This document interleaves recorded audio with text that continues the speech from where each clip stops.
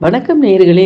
இன்றைய ஏன் இப்படி இது பெரியவர்களுக்கு மற்றும் குழந்தைகளுக்கு, குறிப்பா காலேஜ் கேர்ள்ஸ் எல்லாருக்கும் சேர்த்து அஹ், ரொம்ப நாளா என்னுடைய மனதில் இது வந்த ஒரு கேள்வி.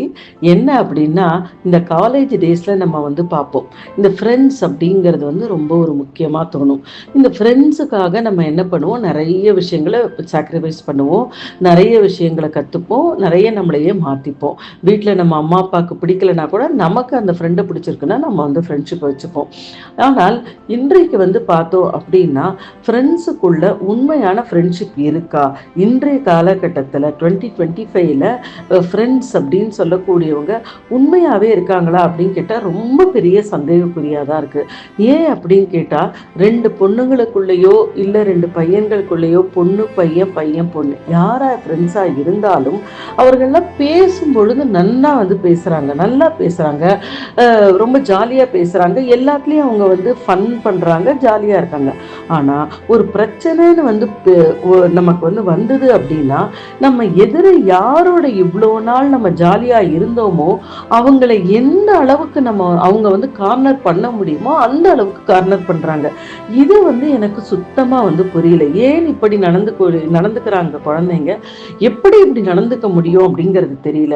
ஏன்னா ஒருத்தரோட நம்ம உண்மையா ஒரு ஒரு அந்த உண்மையான ஒரு ஃப்ரெண்டா நான் இருக்கேன், என்னுடைய ஃப்ரெண்ட்ஷிப் ட்ரூவா இருக்கு அப்படின்னும் பொழுது என்னால அவங்கள இவ்வளோ கார்னர் பண்ண முடியாது, நிச்சயமாக முடியாது.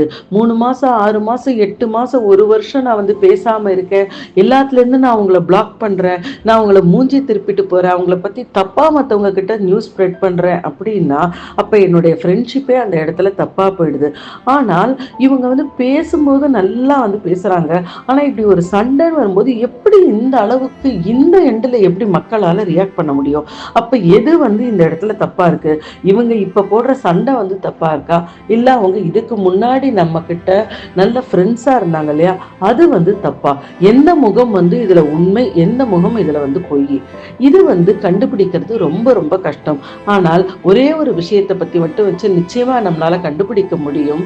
ரெண்டு பேருக்குள்ள சண்டை நடக்கும்போது யாராவது ஒருத்தர் இறங்கி வந்தும் இன்னொருத்தர் இறங்காம இருக்காங்க அப்படின்னா, அந்த இறங்காம இருக்கிறவங்களுக்காக மற்றவர்கள் தயவு செய்து இறங்காதீங்க.